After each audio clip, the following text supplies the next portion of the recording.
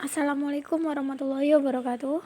Nama saya Puja Aulia, saya dari kelas 5B dengan NPM 18631045. Di sini saya akan menjelaskan tugas ketiga yang diberikan oleh dosen pengampu, yaitu mengenai materi kurikulum, buku mata pelajaran, dan analisis. Nah, pada tingkat sekolah dasar kelas 1, pada kurikulum materinya terdiri dari alfabet, animals, numbers, color, parts of body, my family, my home, dan lain-lainnya. Dalam buku mata pelajaran, greetings, alfabet, numbers, color, animals, part of body, my family, and my house. Nah, analisis yang saya temukan berdasarkan kedua materi ini adalah materi dalam pendidikan sekolah dasar dalam buku mata pelajaran dan kurikulum sama, hanya susunan yang berbeda. Hanya saja dalam buku mata pelajaran itu ada materi my house, rumahku, dan di sana sudah pasti dijelaskan apa yang ada di dalam rumah, seperti kamar, kamar mandi, dapur. Sedangkan dalam materi di kurikulum, apa yang di dalam rumah dijabarkan satu persatu per materi, seperti my home, my bedroom, my bathroom. Intinya sama, hanya saja dalam buku penjelasannya lebih singkat dan materinya lebih sedikit, seperti ini. Nah, dalam buku mata pelajaran terdiri dari my house.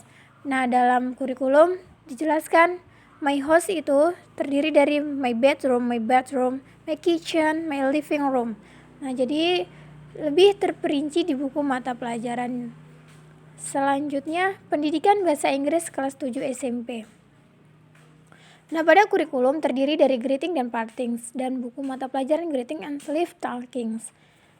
Ini di kurikulum terdiri dari 23 mata pelajaran materi, sedangkan di buku terdiri dari 22 materi. Otomatis lebih sedikit dalam buku mata pelajaran. Nah, analisis yang saya temukan yaitu menurut saya bahwa kedua materi yang saya peroleh dari sumber kurikulum dan buku mata pelajaran tingkat SMP kelas 7 bahwa terdapat perbedaan, di mana mata pelajaran dan kurikulum lebih banyak daripada di buku, sedangkan mata pelajaran yang diperoleh dari buku lebih terperinci dan detail, dan susunan materinya juga berbeda, seperti materi descriptive text about ourselves di kurikulum nomor 4. Nih, di kurikulum di nomor 4, sedangkan di buku pelajaran nomor 5. Sedangkan pada kurikulum, seperti contohnya lagi, expressing apology di buku mata pelajaran pada nomor 3, sedangkan pada kurikulum terdapat di nomor 11. Ini nomor 3, dan di kurikulum terdapat pada nomor 11. Otomatis materi ini lebih dulu dijelaskan di dalam buku mata pelajaran. Jadi banyak perbedaan yang saya temukan setelah saya menganalisis kedua materi tersebut. Selanjutnya,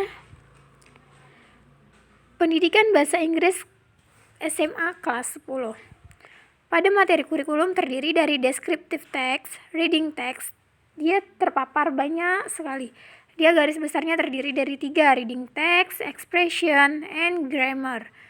Nah, sedangkan dalam buku mata pelajaran tidak terdiri dari garis besar. Dia langsung dijabarkan satu per materi, seperti introducing oneself and others. Nah, analisis yang saya temukan, materi-materi yang ada dalam pendidikan bahasa Inggris kelas 10 sangat berbeda antara kurikulum dan buku mata pelajaran. Dalam kurikulum, materi terdiri dari 3 garis besar, yang masing-masing mempunyai cabang dan penjelasan. Sedangkan dalam mata pelajaran, setiap materi tidak memiliki garis besar dan terdiri dari banyak materi. Materi dalam kurikulum lebih singkat jika dibandingkan dengan buku mata pelajaran. Susunan materi juga berbeda. Contoh singkatnya seperti naratif teks.